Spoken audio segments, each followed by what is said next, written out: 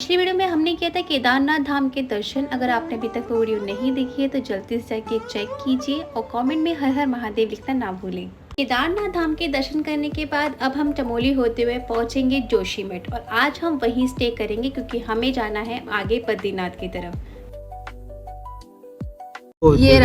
ये संगम हो रहा है यहाँ पे। देख ले। अलकनंदा और ये पिंडार नदी है। केदारनाथ से बद्रीनाथ की दूरी लगभग 220 किलोमीटर है। इस यात्रा को तय करने में लगने वाला समय लगभग 9 से 11 घंटे का है। चमोली से बद्रीनाथ का जो रास्ता है बहुत ही ज़्यादा खूबसूरत है लेकिन उतना ही ज़्यादा रिस्की है। यहाँ पर अक्सर मानसून में लैंडस्लाइड्स होती रहती हैं। अगर आप केदारनाथ से बद्रीनाथ जाना चाहते हैं तो आपको गुप्त काशी चोपटा होते हुए चमोली पार करते हुए पहुँचना है जोशीमठ। जोशीमठ से बद्रीनाथ की दूरी लगभग 41 किलोमीटर दूर है और इस यात्रा को तय करने में लगने वाला समय आपका 1 से 1.5 घंटे का है। किस चीज का क्या काम आता है ये? गाय के लिए घास है। अच्छा, गाय के लिए घास, खांचरी का पेड़। खाचरी का? अच्छा ठीक है। घास होती है हमारे यहाँ जो जमीन पर, और यहाँ पर है उत्तराखंड में पेड़ों के ऊपर गाय के लिए। बद्रीनाथ के इस रूट पर आपको आगे एक चेक पॉइंट मिलता है जहां पर आपका रजिस्ट्रेशन चेक होगा। डोंट वरी, अगर आपका रजिस्ट्रेशन नहीं है यहाँ पे तो आप अपना नाम आधार कार्ड मेंशन करा देना उनको। 2 बजे करीब हम केदारनाथ से निकले थे और अब धीरे धीरे यहाँ पर शाम होने लगी है।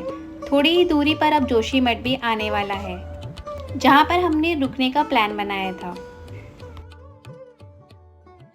8:30 बजे हम पहुँच चुके हैं जोशीमठ और यहाँ पर देखो कितना लंबा जाम लग रहा है, बहुत ज़्यादा भीड़ है। तो अभी जोशीमठ में हम स्टे करेंगे आज और मॉर्निंग में निकलेंगे बद्रीनाथ।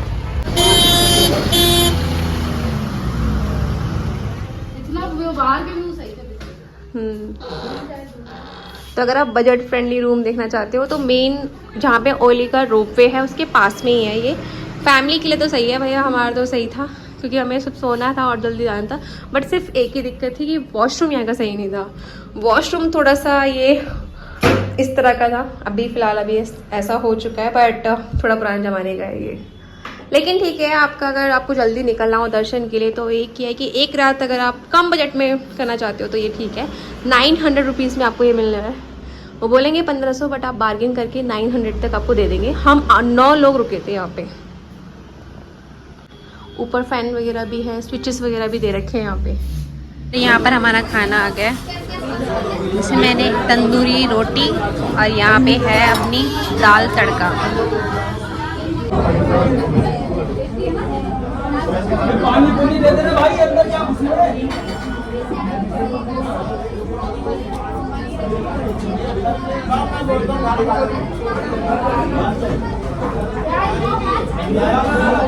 अगली सुबह 7 बजे हम यहाँ पर हो रहे हैं रेडी आगे निकलने के लिए। जिस जगह पे मैं रुकी हुई थी ना वहाँ पर सारे ये रेंट पर रहते हैं। ये देखिए जितने भी रूम्स हैं यहाँ पे सब रेंट पे है।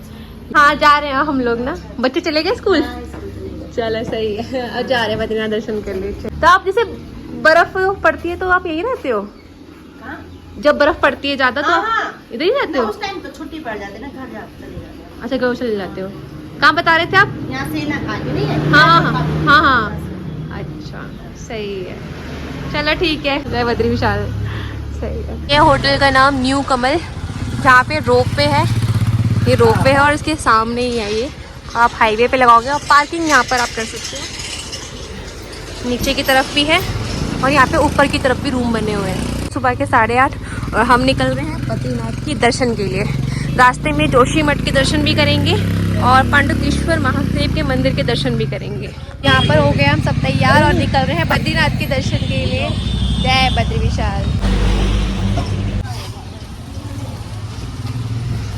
बद्रीनाथ जाने से पहले जोशीमठ में एक मंदिर है जहाँ पे आपको दर्शन ज़रूर करने चाहिए।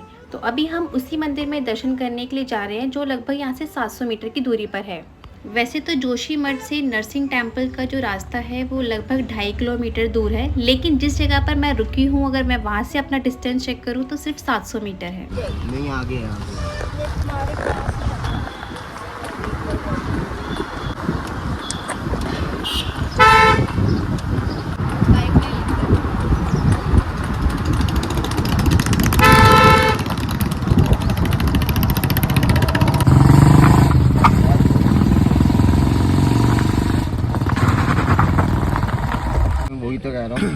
यही लगा दे, यही रुके। अभी हम पहुंच चुके हैं नरसिम्हा टेम्पल। नरसिंह भगवान का मंदिर है ये। जोशीमठ से 700 मीटर पर नरसिंह मंदिर है, जहाँ पर बद्री विशाल जी जो है वो सर्दियों के समय यहीं पर विश्राम करते हैं। उनकी डोली यहाँ विश्राम करती है, तो आप यहाँ पे दर्शन भी कर सकते हैं। ठीक है, जोशीमठ से सिर्फ 700 मीटर पे ही है। उसके बाद आप आगे बद्री विशाल के लिए जा सकते हैं। आसपास के लोगों से इस मंदिर के बारे में पूछने पर ये जानकारी प्राप्त हुई कि ये मंदिर सप्त बद्रियों में से एक है। जिस तरह 4 धाम है, पंच केदार है, उसी तरह उत्तराखंड के सप्त बद्री भी हैं। तो अभी आप जो मेरे पीछे मंदिर देख रहे हैं, ये नरसिंह भगवान का मंदिर है। और नरसिंह भगवान जो है भगवान विष्णु के चौथे अवतार है, जिनका आधा शरीर जो है वो सिंह का है और आधा शरीर इंसानों का था, को रिप्रेजेंट कर रहा है ये मंदिर।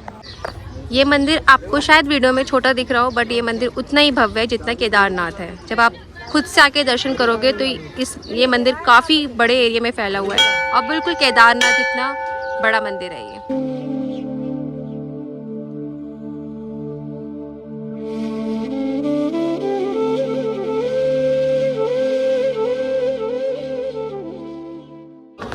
यहाँ पे आपको प्रसाद वगैरह मिल जाएगा चढ़ाने के लिए और उन्हें आइटम भी मिल जाएगा।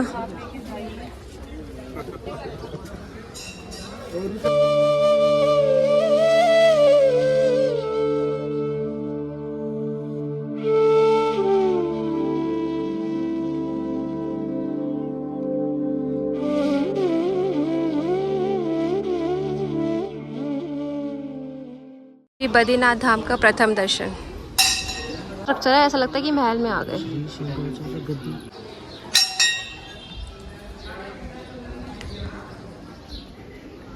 यहाँ पर मंदिर के अंदर आपको नरसिंह भगवान का शांत रूप पे दर्शन मिलता है।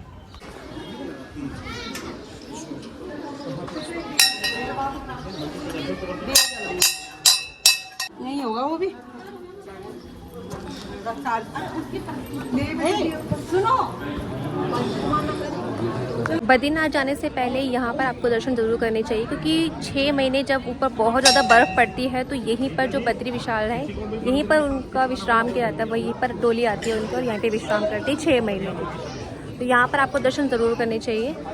और ये आप लगभग जोशीमठ से 700 मीटर दूरी पर है, तो आप आराम से दर्शन कर सकते हैं। और मेन हाईवे पर ही, ऐसा नहीं कि आपको अलग से नीचे ट्रैक करके या कुछ करके जाना नहीं।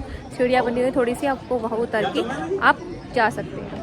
ये स्थान गंधमादन पर्वत के प्रवेश द्वार पर स्थित है। ये वही पावन स्थली है जहाँ भक्त प्रहलाद की प्रार्थना से भगवान श्री नरसिंह ने उग्र रूप त्याग कर सौम्य रूप का दर्शन दिया। इसी स्थान पर श्री जगत गुरु शंकराचार्य ने भगवान नरसिंह को प्रतिस्थापित कर उपासना की थी। कहा जाता है भगवान नरसिंह दर्शन के पश्चात ही बद्रीनाथ यात्रा सफल मानी जाती है। इस मंदिर का शांत वातावरण अत्यंत मनमोहने वाला है। मंदिर की एक तरफ तो पूरा जोशीमठ शहर दिखता है और दूसरी तरफ सिर्फ पहाड़ ही पहाड़, दूर दूर तक सिर्फ पहाड़ ही दिखाई देंगे। लेकिन ये मामूली पहाड़ नहीं है, इन सभी पहाड़ों का एक नाम है, जिसके बारे में भी आपको मैं आगे वीडियो में बताने वाली हूँ। इस मंदिर में सिर्फ वही लोग पहुँच पाते हैं जिनको इस मंदिर के बारे में जानकारी है। वैसे ये मंदिर आपको गूगल मैप में मिल जाएगा, आप लोकेशन चेक करके यहाँ तक पहुँच सकते हैं। अब यहाँ से जुड़ी मान्यता के बारे में मैं आपको बताती हूँ कि यहाँ पर इस मंदिर की क्या महत्ता है। सबसे बड़ी बात कि आप इस मंदिर में दर्शन कर रहे हैं तो इस मंदिर की महत्ता क्या है। डोली के बारे में मैंने आपको बताया कि 6 महीने डोली यहाँ विश्राम करती है। जब तक जोशीमठ में भगवान श्री नरसिंह जी अपनी कलाओं सहित विराजमान रहेंगे तभी तक श्री बद्रीनाथ यात्रा सुगम रहेगी। तत्पश्चात बद्री क्षेत्र अगम्य हो जाएगा, मतलब लुप्त हो जाएगा। भारतवर्ष के 108 दिव्य देशों में जहाँ साक्षात भगवान का नित्य वास हो, जोशीमठ नामक स्थान श्रेष्ठ है। इस क्षेत्र में मुक्तिदाता श्री नरसिंह भगवान साक्षात तपस्या में विराजमान है और बद्रीनाथ धाम के कपाट खुलने से पहले यहीं से भगवान श्री शंकराचार्य जी की पवित्र गद्दी 6 महीने के लिए श्री बद्री धाम के लिए प्रस्थान करती है। नरसिंह भगवान के मंदिर के पीछे की तरफ जब आप आएंगे तो यहाँ पर आपको दंडधारा मिल जाएगी। यहाँ पर स्नान कर सकते हैं, कपड़े बदलने की व्यवस्था भी यहाँ पर बनाई गई है। मंदिर की पीछे की तरफ ये दंडधारा बनी हुई है, यहाँ पर जल आ रहा है और इसके पीछे की तरफ आपको हनुमान जी का मंदिर भी मिलेगा छोटा।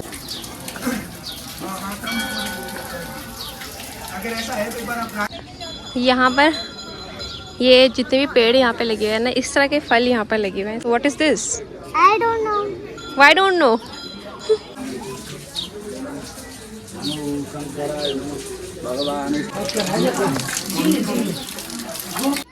मंदिर के राइट साइड दूसरी तरफ आपको वासुदेव मंदिर, गरुड़ मंदिर और 9 देवियों का मंदिर मिलता है।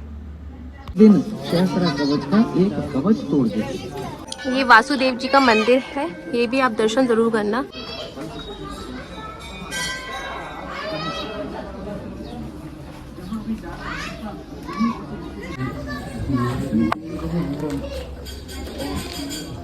बहुत पुराना स्ट्रक्चर बना हुआ है यहाँ पे, बहुत पुराना।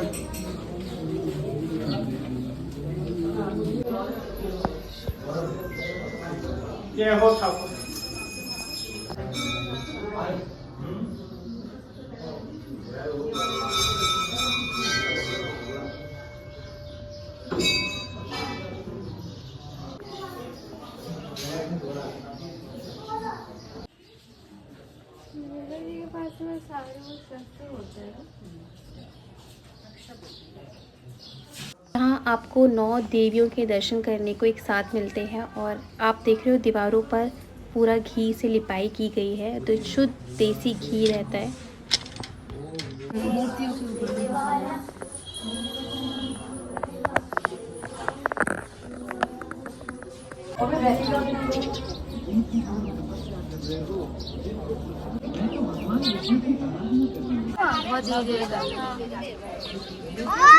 घंटियों को मक्खन लगा चढ़ा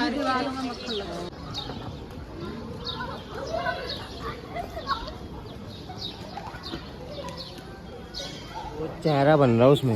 ये देखो, अच्छा, हाँ हाँ हाँ, चेहरा बन रहा है। क्योंकि अभी वो ढका हुआ है ना, अभी आप शायद बात कर रहे थे तो मैंने सोचा, मैंने पिक खींच के रखी हुई है। तो ये है वो, ये देखिए। अरे मुंह बन रहा है ना, ये देखे, ये मुंह बन रहा है, देखे ना आप पूरी। ये माथा, ये नाक है, ये मुंह है। देख लीजिए, ऐसे दिख रहा है। आप देखोगे ना, ढका हुआ है। ये वाला है आंटी, ये देखो। अच्छा ये अरे उसके दिख तो रहा है। चेहरा बन रहा है।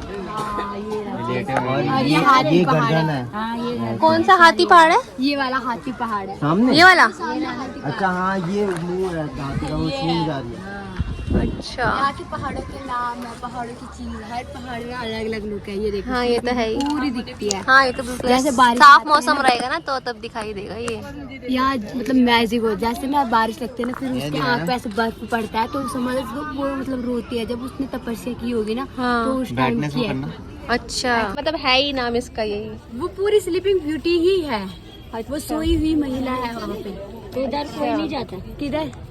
हम उतने ऊपर तो नहीं जाते, बट उसके नीचे थोड़ा गांव है तो वहाँ जाता है। वहाँ रास्ता कहाँ बना है यार? वो तो भैया पैदल का रास्ता है ऊपर तक, बिल्कुल बिल्कुल ऊपर तक नहीं, यहाँ नीचे गांव दिखेंगे। अभी वो ढका हुआ है। हाँ? आप लोगों ने मतलब वीडियो पे हम यहाँ बहुत देखते हैं ये चीज। हाँ वो तो है, खेलते हैं। पर एक परेशानी भी तो होती है पानी वगैरह की उस टाइम। पानी वगैरह यहाँ तो जैसे अक्टूबर से पानी में ना हाथ भी डालना मुश्किल होता है। हाँ वो तो है। कब कितना टेम्परेचर आता है? माइनस, पूरा माइनस है। सर्दियों में तो ये सोचो कि आप बाहर के आप तो नहीं निकल, हम जैसे तो हमें तो आदत है। हाँ, नहीं, हम तो सही बात फिर भी है। काम वगैरह कर भी कर ही लेते ले, हैं। हम लोग नहीं। फिर ऐसा है, फिर जैसे आप रहोगे तो बिल्कुल नहीं, 2 दिन भी नहीं सह पाओगे। सही बात टाइम है। पे जैसे बर्फ आती है तो लाइट भी बिल्कुल लाइट, 10 हाँ, दिन तक गई ले रहती है, क्योंकि हाँ। तार वगैरह पूरा टूट जाता है ना। यहाँ पे शॉल वगैरह बहुत अच्छी मिल रही थी, तो यहाँ पे थोड़ी बहुत शॉपिंग की ताकि हम यादगार के तौर पर कुछ लेके जा सके। हेलो, आपके लिए इतना कम किया दी थी, आपके लिए। ये देखो, ये कुछ इस तरह का फल होता है। इसके अंदर ये जो बीज है ना, इसके अंदर बादाम बन जाता है जब ये पक जाती, सूख जाती है। और ये पूरा पेड़ है यहाँ पे, इतनी सारी लटक रही है यहाँ पे। खाने में बड़ी टेस्टी होती है, बहुत खट्टे मीठे स्वाद होता है इसका। यहाँ दर्शन करने के बाद बद्रीनाथ के इस रूट पर आगे जाके सप्त बद्रियों में से एक और मंदिर है जिनके दर्शन आप कर सकते हैं। उस मंदिर के दर्शन हम नेक्स्ट व्लॉग में करेंगे। Thank you so much for watching my video. हर हर महादेव। मिलेंगे आपसे नेक्स्ट व्लॉग में। Don't forget to subscribe my channel, like, comment, share also.